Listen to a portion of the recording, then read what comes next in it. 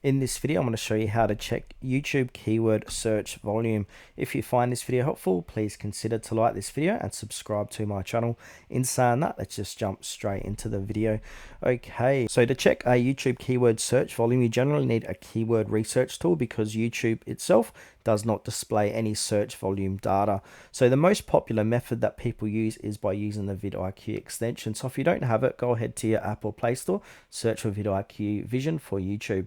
Then from there, we basically want to go ahead and jump into vidIQ. So just go ahead and I'll find the quickest way. Go to content, go ahead and click on optimize.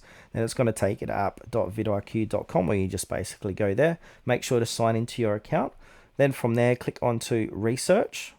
Now we can go ahead and search for a winning keyword, and then it's going to show you some rising keywords here.